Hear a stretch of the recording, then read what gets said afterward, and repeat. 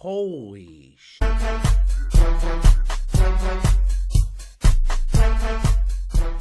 everybody, welcome back to the channel once again. I am Robert Storms. As always, if you're finding me for the very first time, please be sure to click that thumbs up and subscribe button. We got the season finale of Loki, a show that, full disclosure, I've went on record saying I don't care about Tom Hiddleston's Loki. I don't like the character, but you know what? This series kind of changed my mind. I really enjoyed this series. This season finale I thought was phenomenal. A show where we all theorized about what was going to happen in the series finale of WandaVision, and we all ended up kind of just chasing our tail and being completely wrong, and we kind of felt like Marvel and Kevin Feige was just trolling us. I felt like Loki delivered on what we expected as fans.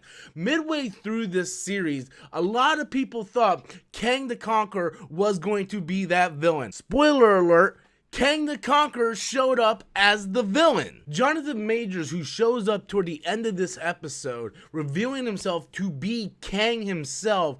And I have to say, I know when it was rumored that Jonathan Majors was going to end up playing Kang the Conqueror, there was a lot of backlash from people going, oh my god, you are once again race swapping these characters. And I have to tell you, he was a highlight of the episode. The actor, Jonathan Majors, this guy played this role. He was entertaining. I was like just sucked into him. I was listening to every word. He was smart. He was intelligent. He was entertaining. I, for one, really hope that we're going to see a lot more of this actor in the MCU. Him playing Kang and him setting up what they set up at the end of this episode only implies that Kang is pretty much going to be the bad of Phase 4. And I do think this is going to be some kind of a setup going into Doctor Strange 2 with the Multiverse of Madness. I truly believe whatever happened in WandaVision and in this series is going to play major roles into Phase 4 leading forward. And Jonathan Majors being casted as Kang the Conqueror, it was just, to me, I think this is great casting. This is where I tell people you don't have to sit here and get mad because they race swap somebody or gender bend somebody. As long as the character is done right, Taskmaster, I'm looking at you. As long as the character is done right, then it's fine. And I thought Jonathan Majors did a fantastic job for what he did. When he was just going over his origins, I was just like this.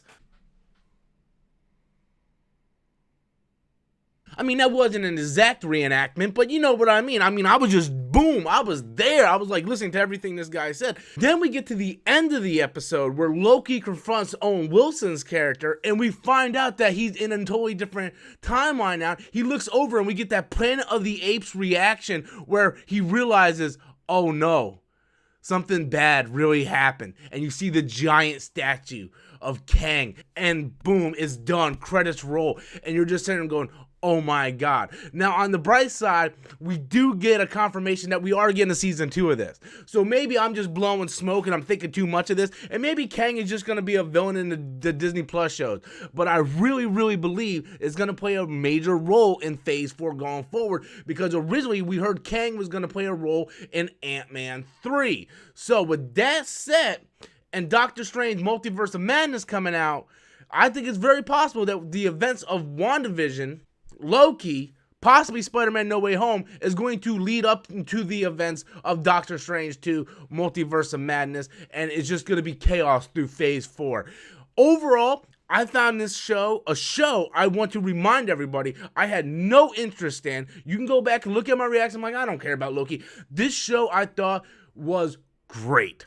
It was great because it gave us the intrigue that WandaVision did, with the payoff that I think hardcore fans were wanting from WandaVision. Even though I loved WandaVision in the series finale of that and what it meant, I think people were hoping for more of a payoff with someone like Mephisto, where this gave us the payoff with Kang. And I think that's something that everybody really, really wanted. Now all the Kangs are released. There's going to be war between the Kangs. The timeline's all messed up. What does that mean of the future of the MCU? Who knows? But I love this series, and I am more surprised than anybody to be here saying that right now.